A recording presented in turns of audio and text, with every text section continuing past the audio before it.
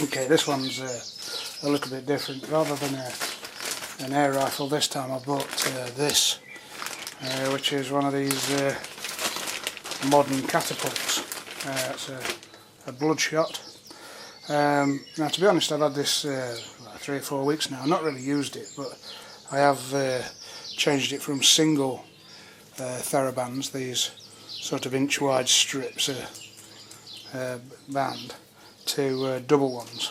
And these are shorter, which I find suits me, because I've found that they stretch to 500 times, at 500%, their original length. So the single therabands were about this long, so they were stretching way past my head.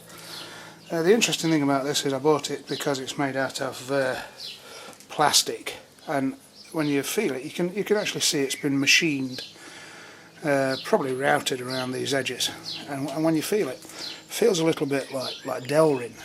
It's got that sort of like self-lubricated feel to it, which is pretty unusual in something that you've got to get a firm grip on. Now this one is set up, you can actually put the bands on either way. You can have them at the side like that, so it shoots through the forks, as this is set up, or you can put the bands on over the top, so obviously it shoots over the top.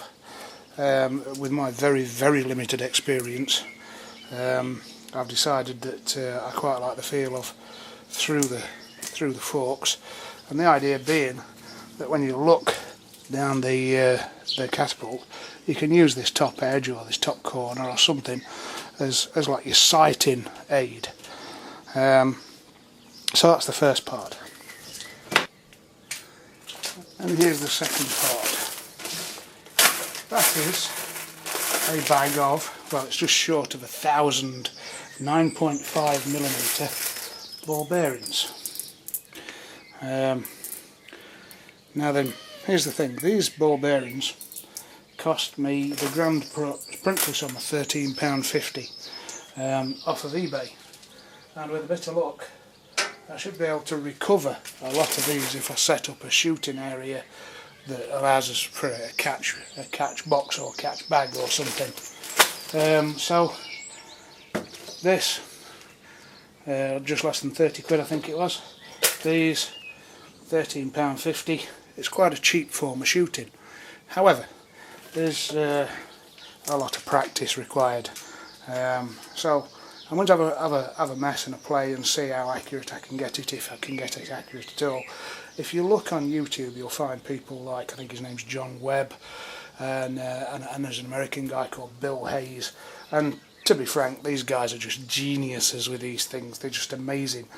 Me, I'm just, you know, Captain Average, Mr. Normal, and I'll see well, if I can hit anything. Basically, it's a long way from the horrid little catapult that I had when I was a kid, with sort of like square black rubber things coming through it, which I could hit precisely nothing with.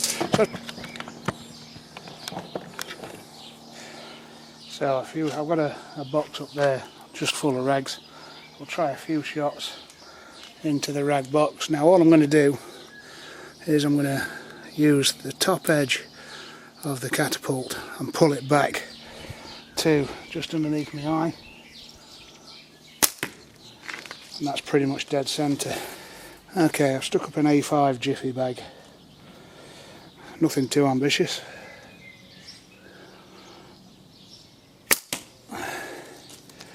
Well, we can get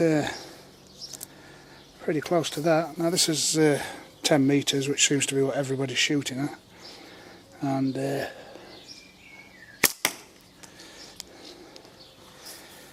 yeah, so sighting along the bands and over the top fork, I seem to be able to get reasonably close.